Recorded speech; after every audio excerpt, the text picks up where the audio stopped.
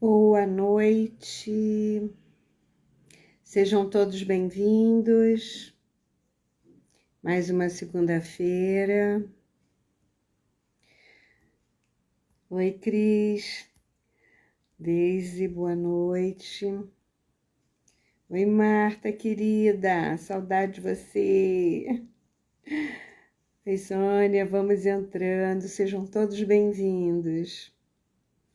Boa noite. Hoje nós vamos ter uma dinâmica oculta no final. Então, já vai mandando aí os torpedos, aí os aviõezinhos para as pessoas. Saudade, amiga. Mas a gente vai se ver. Uma hora dessa a gente se vê. Gente, olha, hoje nós vamos falar de culpa. Vamos olhar para a mágoa, para a culpa, que é uma coisa muito importante. Oi, Rosalda, vai entrando, boa noite, sejam todos bem-vindos, gente, boa noite. Porque às vezes a gente fica indiferente para se proteger, né? A gente vai fazendo assim, fechando umas cortininhas, mas essas sensações, esses sentimentos, né? Eles são bem dolorosos e... Oi, querida. Obrigada, Rosalda.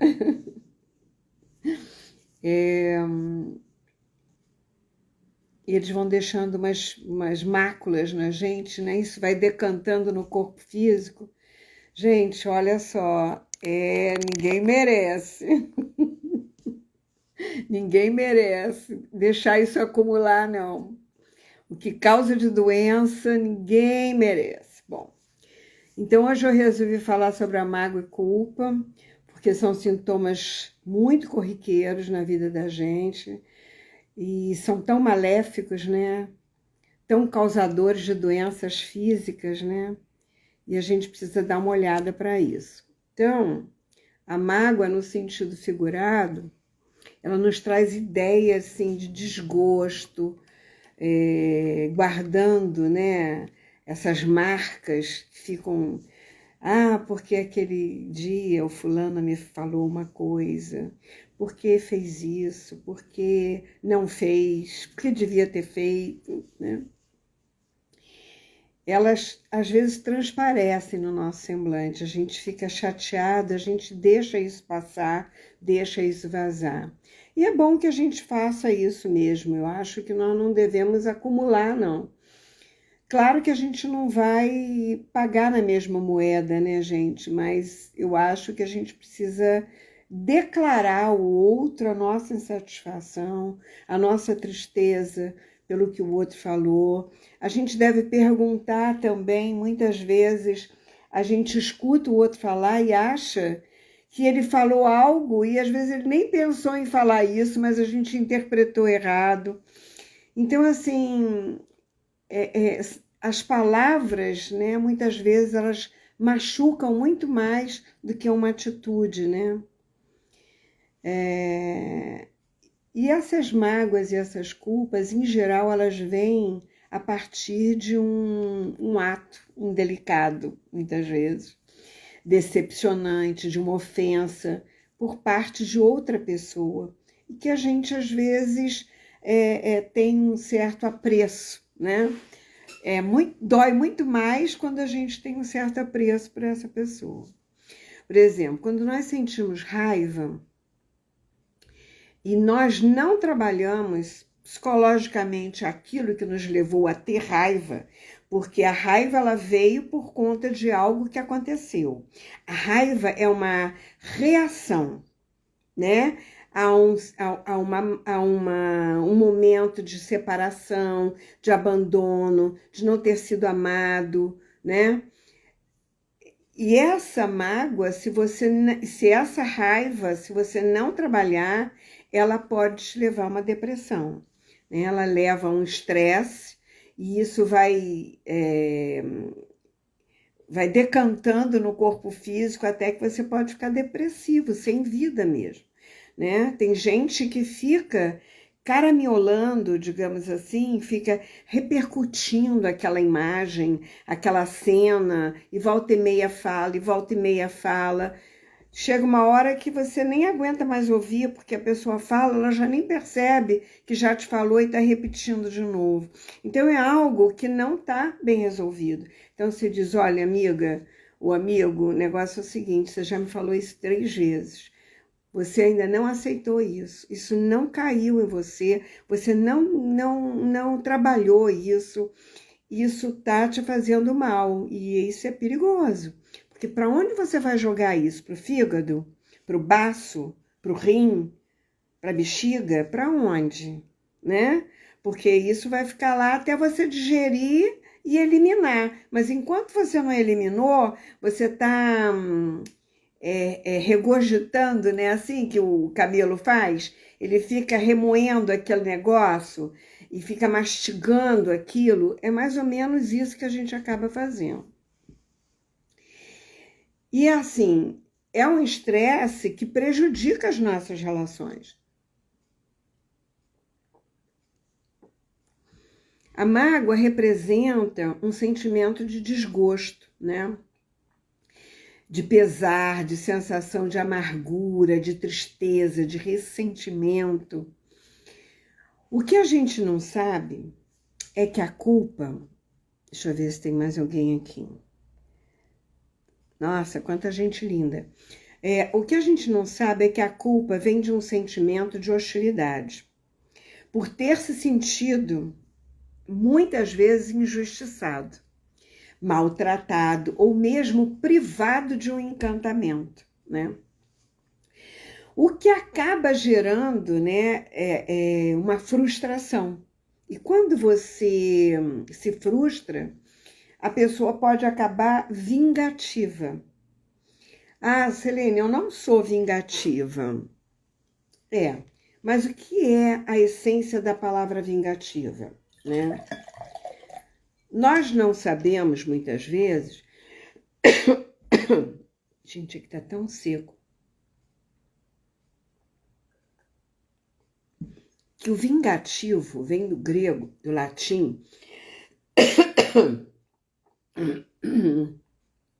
vindicare, né? Ela está reivindicando aquilo que ela acha que foi privada. O que é isso? Ela foi privada de quê? De um carinho, de um afeto, de uma consideração, de um reconhecimento, de um amor, né? De um cuidado maior, de um afeto, de uma gentileza. Quando você se sente privado, quando você se sente machucado, você entra em hostilidade. E o pior é que a hostilidade tira o teu encantamento, tira o teu entusiasmo. E o entusiasmo é ter Deus dentro de si. Quando você perde essa ligação com o seu entusiasmo, você entra em hostilidade, você desce para um medo de perda, e do medo de perda você vai para mágoa e culpa. Isso pode gerar, quer dizer, quando você entra nessa hostilidade, ela vai gerar uma raiva proveniente do medo de perder outra vez. É o medo de outra dor por vir, né? Amargurado, desapontado, achando que foi desconsiderado, que pode levar a ter condutas histéricas, muitas vezes, ou bélicas, né? Até bélicas, né? Porque tem gente que agride mesmo, não só na fala, mas voa em cima do outro, né? É muito arriscado, né? Porque se você não coloca para fora a sua raiva, e ela não precisa ser só bélica nem histérica, você pode sufocar essa raiva. que você precisa? Alquimizar a raiva, porque a raiva é poderosa, é uma energia muito poderosa. Então, o que você precisa é alquimizar isso e fazer algo de bom para você. Mas se você não faz, aí você dá aquele salto para a depressão, para a tristeza, para o sem vida. Você vai perdendo, porque a raiva, ela suga a tua disposição, né? Porque você fica sempre se sentindo machucado, machucado. E o pior é que, por exemplo, se você fica com essa raiva expressa, né? Você pode projetar isso no outro. E, em geral, você projeta em quem? Nas pessoas que te dão suporte, nas pessoas mais próximas, aquelas que te amam e que você ama. Às vezes, um filho, um marido, que não tem nada a ver com aquela briga com a tua amiga, por exemplo, né? Mas se você brigou com seu marido, você pode projetar na sua amiga, né? É uma rua de mão dupla aí. Quando nós nos sentimos traídos, por exemplo, mas não com o outro, né? Nós nos sentimos traídos com a nossa própria pessoa, porque nós estamos nos traindo quando a gente dá mais valor e dá mais força para aquilo que o outro fez. Se o outro nos agrediu, se o outro nos magoou, se o outro nos traiu, se o outro nos ofendeu, gente, assim, mesmo que você o ame, nesse momento o amor, o respeito, quando o respeito deixa de existir, acaba o amor, acaba a relação, acaba a lealdade, acaba tudo, né? Porque não há mais respeito. Quando não há mais respeito numa relação, aí a coisa fica preta, né? Então, assim, nós não podemos nos trair, porque aí nós deixamos de cooperar com a nossa sorte, com a nossa felicidade. Nós nos sentimos incapazes de lidar com a situação. E isso é que é complicado. Então, você está precisando de ajuda, porque você sozinho não está encontrando os recursos dentro de você para olhar para aquilo com clareza, né? Então, existem situações que nós precisamos olhar com bastante cautela, com bastante cuidado. Nós temos que ser leais para com a nossa própria pessoa, né? Nós temos que ser sinceros e confiáveis para nós mesmos. Porque se a gente não for com a gente, nós vamos entrar em desigualdade. E aí nós vamos pensar e vamos achar o quê? Que o outro está nos desconsiderando, nos rejeitando, não está nos ouvindo, não está sendo confiável, né? E nós não podemos nos submeter a esse tipo de coisa. Porque aí nós estamos perdendo a lealdade para conosco. Nós somos iguais. Não tem ninguém melhor nem pior do que o outro. Nós somos diferentes, muito diferentes. Mas não somos em igualdade no universo. Nós temos o mesmo peso e a mesma medida, né? E isso é que nós não podemos nunca achar que somos menos, que estamos em defasagem, digamos assim.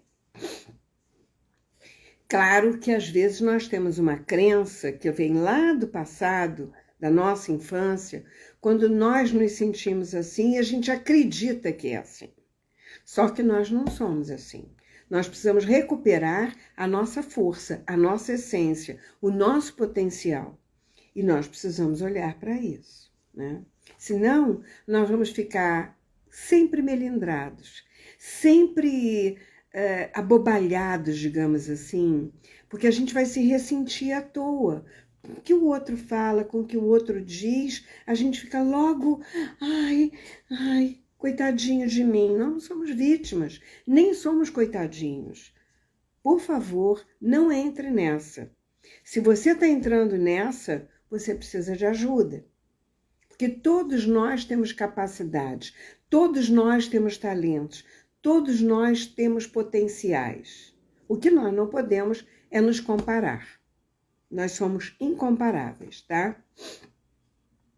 Então, olhar para a sua pessoa e confiar nela e saber do seu potencial, das suas capacidades, dos seus recursos, dos seus talentos, é o primeiro movimento que nós temos que fazer, né? Nós precisamos olhar para um movimento que é: nós somos essenciais para quem? Para o outro? Não. Primeiro nós temos que ser essenciais para nós mesmos. Se nós conseguimos ser essencial e perceber o quanto nós somos importantes, essenciais e indispensáveis para a nossa própria pessoa, porque quem vive a nossa vida somos nós. Nós temos que nos responsabilizar pelos nossos atos, porque ninguém vai pagar o preço por um erro seu. Então, presta atenção, né? Muitas vezes a mágoa e a culpa de si é que pode te levar à perda da alegria e da sua própria dignidade, que é pior ainda, né? Entrando muitas vezes, aí sim, na depressão.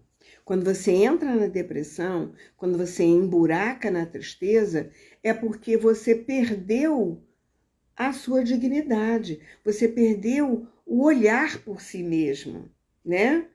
Então, se não for um desequilíbrio químico, você precisa de ajuda de um terapeuta, de um trabalho, né? Ficar indiferente também ao que aconteceu para se proteger das situações só vai te destruir.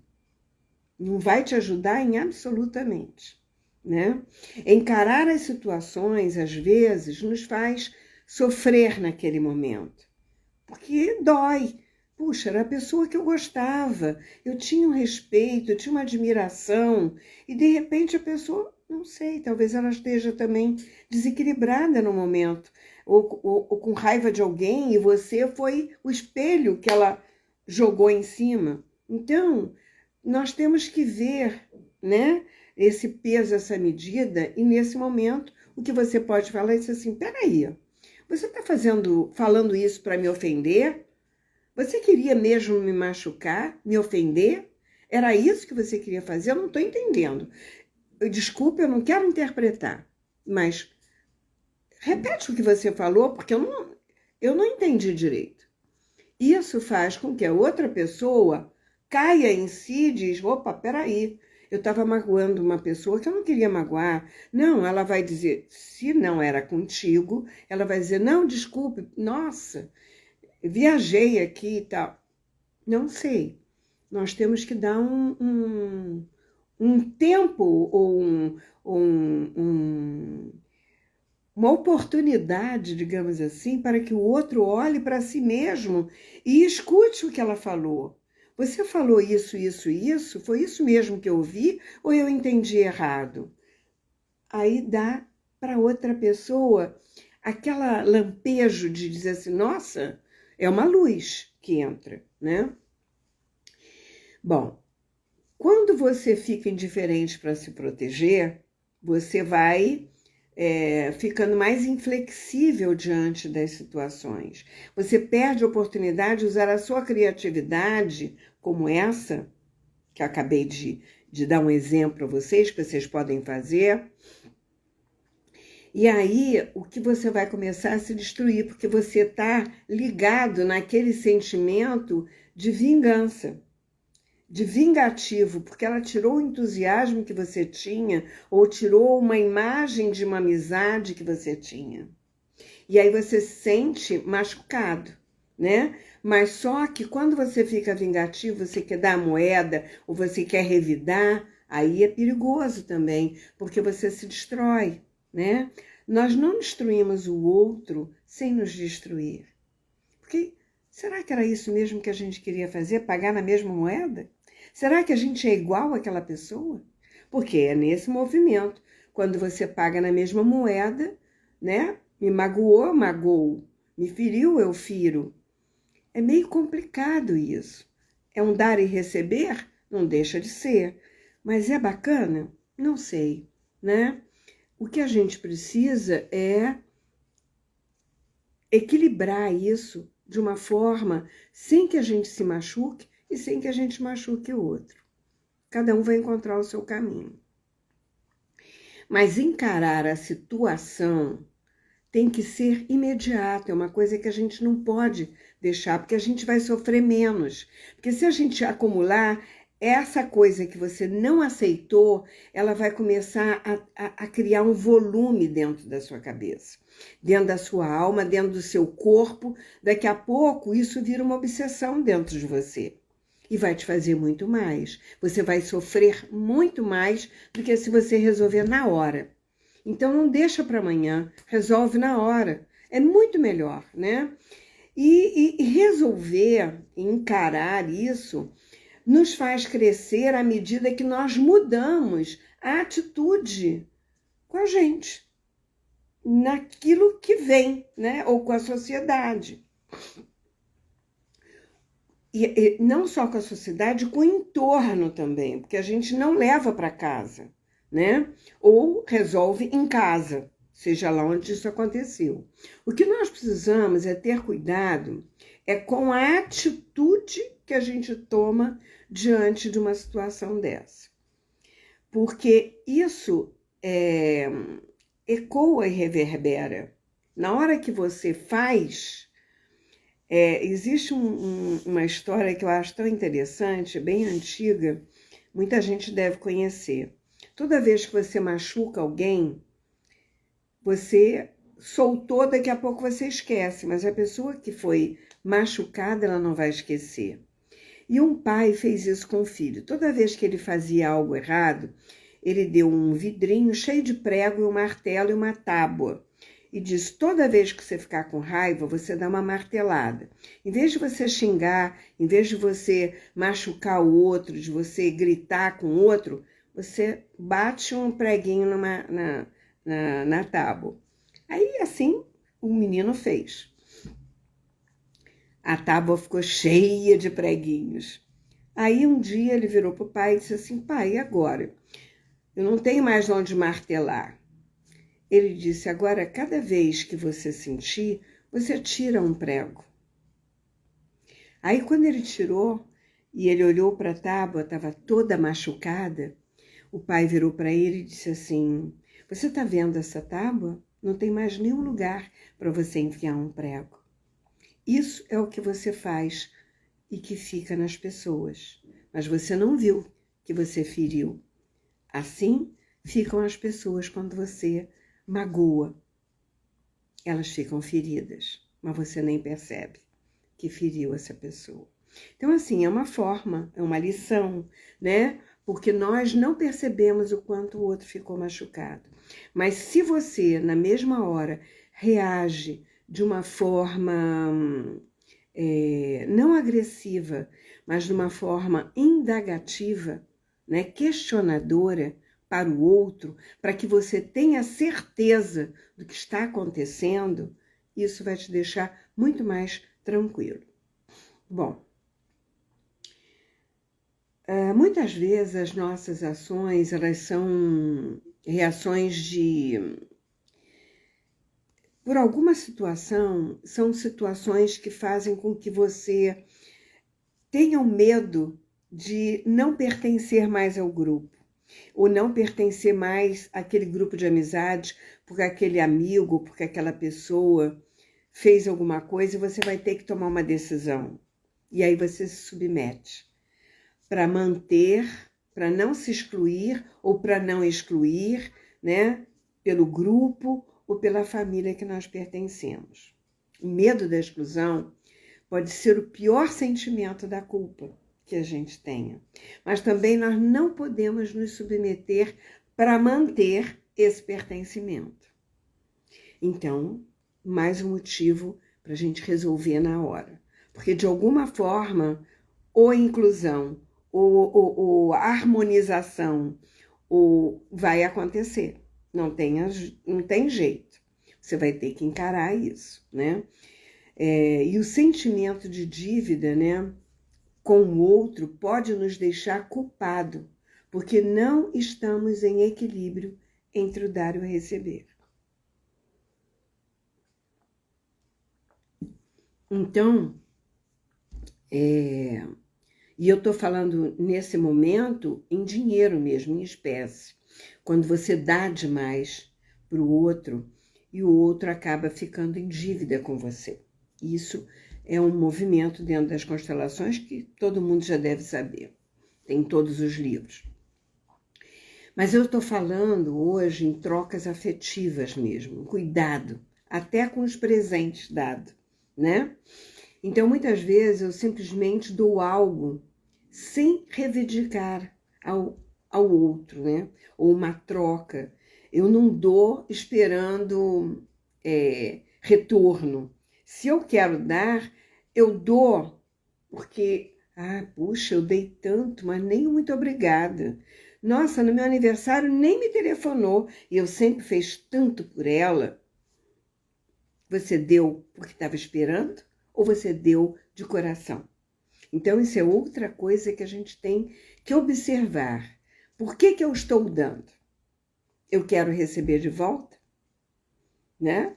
Então, assim, saborear aquilo que você recebeu, né? Muitas vezes pode fazer você se sentir culpado, né? Por não ser retribuído na mesma moeda. Então, são situações que a gente tem que observar. Às vezes, um simples telefonema ou uma simples mensagem no Facebook, às vezes é melhor, dependendo de quem é, dependendo do que for, às vezes é melhor, ou até da distância, né? Mas tenha cuidado, né, com aquilo que você faz o tempo todo, porque tem gente que é muito doadora. Eu, por exemplo, sou muito doadora. Eu sempre estou dando presente, eu sempre estou dando coisas, eu sempre dou, né? Eu me lembro uma vez que eu estava dando um curso, uma pessoa me chamou para dar um curso, e aí depois que eu terminei, ela disse assim, nossa, mas você passou muito conteúdo. Eu disse, ué, mas não foi para isso que você me chamou? Eu não sei fazer diferente. Eu sei, eu passo. Eu não vou ficar guardando o que eu sei, né? Então ela disse, mas nós batalhamos muito, a gente tem que ir dando aos poucos. Cada um dá o que tem, cada um dá como sabe dar, né? Então, assim, eu gosto, eu sou generosa, sou, mas eu dou, mas não fico esperando o retorno, né? Eu dou porque eu quero dar, e acabou, né? É diferente, muito diferente. E muitas vezes, por prepotência, por arrogância, se colocar maior, por exemplo, do que aqueles que estão nas hierarquias, né, que são maiores naturalmente do que nós, os pais, por exemplo. Eles são maiores do que nós. Mas meu pai é um incapaz, meu pai... Não importa, ele te deu a vida. Hierarquicamente, ele é maior que você. Você quer ajudar? Você diz, olha, você está precisando de ajuda? Eu estou ganhando bem agora, eu posso ajudar na casa. Ou eu posso fazer isso. Você quer que eu faça? Oferece. Para não deixar o outro desconfortável também, né? Para não ultrapassar o seu lugar e também não sair do seu lugar. Então, são situações que podem gerar culpa mais tarde, né? E muito pior do que a culpa, essas situações, elas podem gerar doenças, que é muito pior, né? Bom, eu falei bastante. Alguém tem alguma pergunta sobre isso? Oi, Carla. Tá acordada até agora, tá em Portugal, fuso horário de 4 horas, né? Muito obrigada pela sua presença, querida. Bom, eu queria fazer uma dinâmica com vocês sobre a culpa. Deixa eu ver se tem alguma... Oi, quanta gente querida. Cândida, Fátima, Caterine, Elizabeth, Natael, Estela. Oi, Estela, querida. Oi, Arlete, Karen, Leila. Nossa, quanta gente querida aqui. Gente, alguém tem alguma pergunta? Não? Vamos fazer uma dinâmica? Estão todos prontos para fazer uma dinâmica?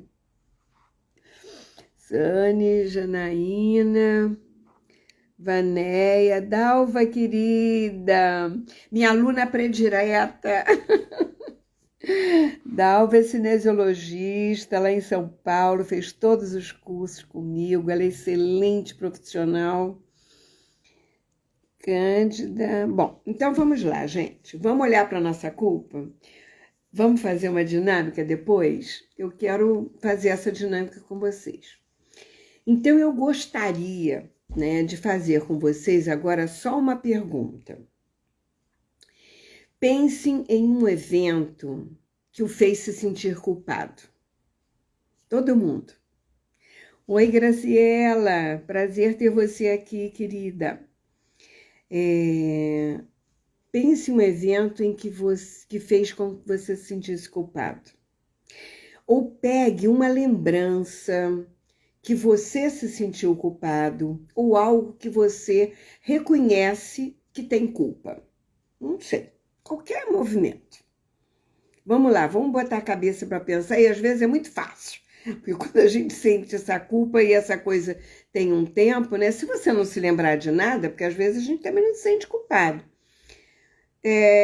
Pense em algo que você sinta vergonha, por exemplo. Eu sinto uma vergonha de fazer isso, ou de falar aqui, ou de fazer determinada situação. Pense em algo que você sinta vergonha. Porque a vergonha é similar à culpa, tá, gente? Então, às vezes a gente tem vergonha, mas não sente culpa. Porque às vezes você pensa que a culpa é algo sério, algo muito forte, né? Todo mundo pensou? Manda coraçãozinho aí para eu ver. Se todo mundo já tem uma culpa. É difícil de pensar? Bom, então vamos lá. Vamos fazer uma dinâmica agora. Coloque 4 papeizinhos. Oba, todo mundo já tem. 4 papeizinhos no chão. Um para você, um para essa culpa ou para essa vergonha, um para um momentos antes do evento em que você se sentiu culpado, momentos antes do acontecido, tá? Vamos colocar um papel para isso. Então, um para você, um para a culpa ou para a vergonha, um para momentos antes, como se fosse uma linha do tempo, tá? É difícil não ter, né, Zalda? Verdade. A gente toda hora faz besteira, né? Mas é assim que a gente cresce, né? Não tem jeito. A gente vai errando, vai acertando e vai crescendo, né? Vai adultecendo, né? Bom, então vamos lá. Às vezes a gente faz uma besteira sem pensar também na criança existente dentro de nós, né? E depois acaba tendo sei lá, um revertério, né? Ou algo acontece para os outros. Bom, então, para você, um para a culpa, você, a culpa, e um papel para momentos antes desse ato que você acha que é uma culpa. E um outro para o futuro, tá? Então, vamos lá. Um papel para você, um papel para a culpa, um papel para momentos antes do evento que gerou a culpa ou gerou a vergonha, e um papel para o futuro. E se coloca no seu lugar. Todo mundo lá? Coloque-se no seu lugar e olhe para a culpa. Do seu lugar, você olha para a culpa. E perceba como você se sente ao olhar para isso, porque essa culpa é sua, ela é parte de você, tá? Oi, Maria da Graça, querida, boa noite. ela é parte de você. Então, olhe para a sua culpa e começa a se lembrar da cena, começa a se lembrar da situação.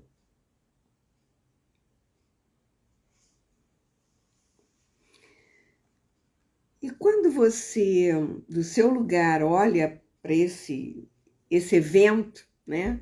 Para essa situação, percebe se você tem algo para dizer para alguém ou para si própria, né? Para parte de você que está ali, que é a sua culpa. Ou se simplesmente você pode dizer, eu sinto muito, eu sinto muito. Mas se você tem mais algo para dizer, diga. Eu acho que é importante, é um momento de possíveis soluções. Dizer, eu sinto muito, que é a sua parte. Pela do outro você não pode fazer nada. Mas ele fica com a parte dele e você com a sua. Que em toda situação, ambos têm uma parcela.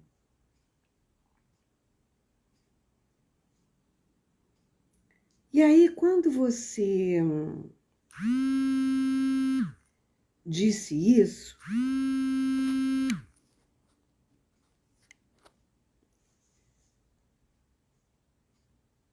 você pode até, se você quiser, ir lá sentir como é estar naquela culpa. O que acontece com o seu peso, com o seu corpo? Onde ele pesa? Onde te dá desconforto? Até é interessante você saber como isso afeta seu corpo físico. Porque às vezes você até sente aonde isso está decantando. Se é uma palpitação, se é uma dor na barriga, se é um peso, né? Às vezes você sente. Tem gente que é bem sensível, né? E aí, quando você já criou essa dinâmica entre você e a sua culpa, eu queria que você fosse para momentos antes do acontecimento. Antes desse movimento acontecer, que gerou a culpa, que gerou a vergonha. E observa como é esse lugar. Sinta no seu corpo físico. E se pergunte, onde está a culpa aqui? Observe se ela sumiu.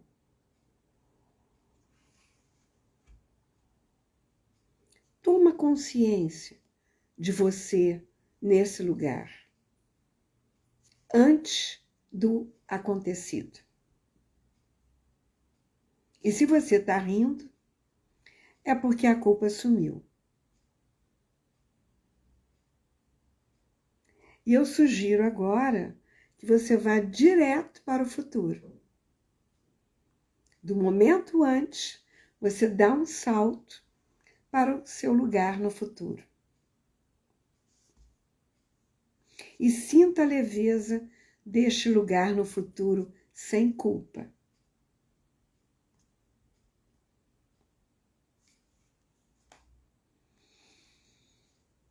Daí, do futuro, de onde você está, olhe para tudo, para o passado, antes de tudo acontecer.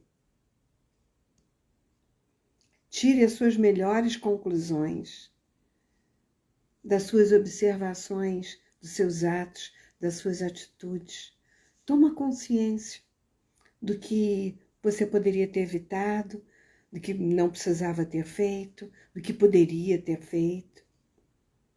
Sem culpa, sem ressentimentos, sem mágoas, sem culpa. E aí volte para o seu lugar outra vez. seu lugar original, momento presente. E observe se você se sente mais leve aí agora nesse lugar.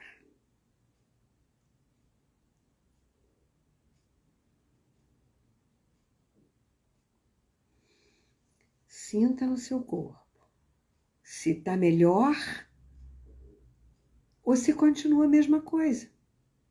Que agora, se apesar de tudo, você perceber que ficou algo ainda e que a culpa não desapareceu, aí sim você tem um belo diagnóstico.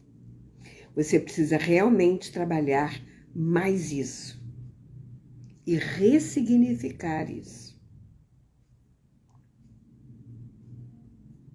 Você pode fazer uma última tentativa.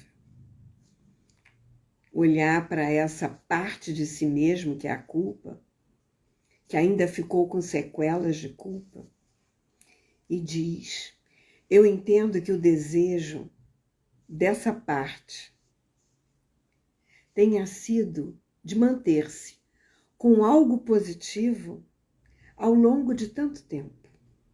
Gostaria de saber se você, que é a minha parte, deseja ser capaz de aprender a preencher a mesma intenção, aprendendo novas maneiras de agir melhor e mais fácil no futuro. Aprendendo a ser cada vez melhor para si e para todos à sua volta no futuro. E sendo assim, estamos livres. Pode ser um acordo. E observa se essa fala melhora um pouco mais. Porque sempre nós ganhamos alguma coisa quando a gente mantém essa dorzinha, essa tristezinha, essa mágoa, essa culpa. O que nós estamos ganhando com isso? Então, se isso ainda se mantém, eu sugiro que você faça uma bela constelação. Ou vá para um terapeuta, para uma cinesiologia, aí pesquisar, perguntar para o corpo onde que está isso. E o que muda isso? Tomada de consciência. Todo mundo conseguiu? Me deem os feedbacks. Vamos lá, quero saber de vocês, o que vocês acharam, como é que foi isso? Foi difícil? Foi fácil? Muita coisa fica no inconsciente, sim, sempre fica. Gostou da dinâmica? Descobriu? Se sentiu mais leve ou acha que ainda tem que trabalhar mais? Conseguiu, Dalva? Ai, que bom! É um exercício, né? É um exercício muito importante. E quanto mais a gente se livrar dessas tranqueiras, nosso corpo agradece. E aí, Mariângela, cheguei no meu eu bem leve. Ai, que ótimo. Dalva resolveu. Ai, que bom. Terapia é tudo. É, porque, sabe, às vezes tem umas coisas que não estão na nossa frente e a gente não vê. E aí, na hora que você faz, você diz, nossa, mas eu nunca tinha pensado desse jeito, eu nunca tinha percebido isso. Porque o corpo fala, né? Quando a gente pergunta ao corpo. Leveza, muito bom, Fátima. Ai, que ótimo. Muito bom. Gente, sempre a gente pode fazer uma dinâmicazinha para olhar para essas coisas. E como o nosso corpo agradece, né, Arlete? Com certeza, com certeza. Porque a gente não tá aqui para ficar carregando essas coisas, né? Porque isso é coisa de de crítica, de julgamento, de não sei o quê. Cada um é cada um. Nós não vamos mudar o outro, nós temos que mudar é nosso padrão, nosso pensamento, a nossa forma de agir, né? A nossa consciência a respeito das situações. Porque a nossa vida, quem vai viver somos nós, não é o outro. Ah, mas eu queria tanto viver com aquela pessoa, ah, eu gostava tanto dela. Mas desse jeito, como é que você consegue gostar? Eu não sei, eu acho que não, né? Sendo maltratada toda hora, sendo desrespeitada, ah, não. Pelo amor de Deus, eu me amo muito. Arlete, essas dinâmicas são muito bem-vindas, viu, querida? Ah, obrigada, querida.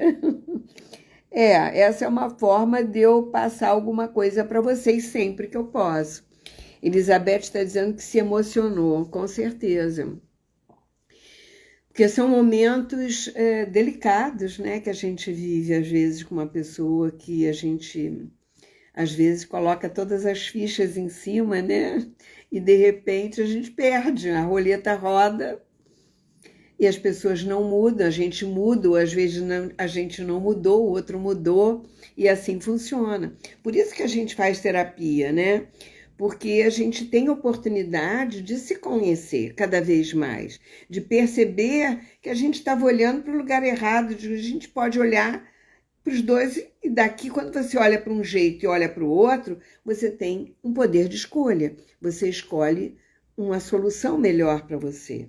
Nós sempre temos escolhas, né? Quando a gente se sente sem escolha diante de algum caminho, de alguma situação, tem alguma coisa errada, que eu não estou conseguindo ver. Então, é o momento de olhar para isso, né? O que ela falou aqui? Deixa eu ver. Quem mais aqui? Deixa eu ver se tem mais alguma. A Maria já está dizendo, eu trouxe a raiva e a vergonha. A culpa não entrava. Mas a vergonha é uma forma de culpa, né? Porque a gente se sente culpada por não ter uma força ou um poder para não manter essa vergonha. Porque vergonha de quê, né? Vergonha de falar em público, vergonha do cabelo, vergonha do corpo, vergonha de quê, né? Então, é assim, é como se a gente sente culpa por não ter um recurso ou uma força para se colocar, né? Para se impor. Isso, às vezes, acontece mesmo, e dá raiva, né? Mas aí a gente vai se descobrindo, né? Quem mais aqui? O Ideca. Então, Bruna, todo mundo aqui. Gente, olha só, hoje era isso que eu queria deixar para vocês pensarem sobre isso, né, um pouquinho, porque a gente não precisa carregar nem culpa, nem mágoa, nem ressentimento, nada disso. Porque isso tudo, quando acontece, já está no nível corpo, já saiu daqui, já desceu, tá? Enquanto a gente está na hostilidade, enquanto a gente está na indiferença, a gente está aqui em cima. Mas aí a gente vai descendo, aí entrando no medo, na raiva, aí a gente já está naquele movimento entre o céu e a terra, né? Mas quando a gente não cria recursos para encontrar a nossa unidade, a nossa disposição, a nossa verdade, aí isso, quando chega na depressão, quando chega na mágoa, no ressentimento, aí já está lá embaixo. Aí corre e vai buscar ajuda, gente, porque senão você está prestes a arranjar uma tranqueira no corpo, uma doencinha, alguma coisa que não vale a pena a gente criar, né? Porque nós podemos viver até a nossa velhice, de preferência, sem doença, né? A gente pode morrer feito uma velhinha, assim, apagou, pronto, foi embora. Seria bom? Eu acho. Muito obrigada por esse tempo de autoobservação. Muito bom. Beijos, até segunda-feira que vem, se Deus quiser. Bom feriado para vocês. Gente, amanhã vai estar lá no meu site e eu vou lançar amanhã o folder do nosso curso de Cinesiologia Quântica. Tá todo mundo me pedindo esse curso e nós vamos fazer no final de agosto, tá? Então vai ter bastante tempo para vocês se animarem, se inscreverem para a gente fazer, e ele vai ser presencial, porque agora a gente pode fazer presencial e é muito melhor. Muito melhor, porque você aprende muito melhor, você troca com as pessoas. E a cinesiologia não é um cursinho de final de semana. Quem vai esperar que é um cursinho de final de semana, não é. São 6 módulos, é bastante conteúdo, mas não é difícil, porque ele tem um protocolo. Então, pelo protocolo você vai perguntando ao corpo e o corpo vai dizendo. E você tem ali tudo mastigado para trabalhar. Mas você precisa aprender as correções, precisa aprender a técnica, tá bom? Então, vamos nos inscrever e vamos fazer, porque eu quero um cinesiologista em cada esquina, gente. Esse trabalho é muito fantástico. E, ó, é rápido, vai ser no Rio sim, Fátima. Eu vou fazer no Rio, porque no Rio fica mais fácil para as pessoas chegarem, porque tem gente de fora, tem aeroporto, tem rodoviária, é mais fácil, né? Tem gente que tem parentes, que tem amigos, que podem ter mais pousadas, essas coisas. Eu ia fazer aqui em Minas, mas eu acho que aqui fica muito mais difícil, por exemplo, para quem vem de outro estado, por exemplo, né, que pega avião e essas coisas. Aí teria que ir até o Rio, ir até Belo Horizonte, para depois pegar um ônibus até aqui. Eu acho que fica mais complicado. Trabalhar o corpo presencial, estou animada. Opa, então vem, Arlete, você vai adorar. Você vai adorar. Você já gosta do trabalho? A Dalva Feliciano está dizendo, amo esse trabalho.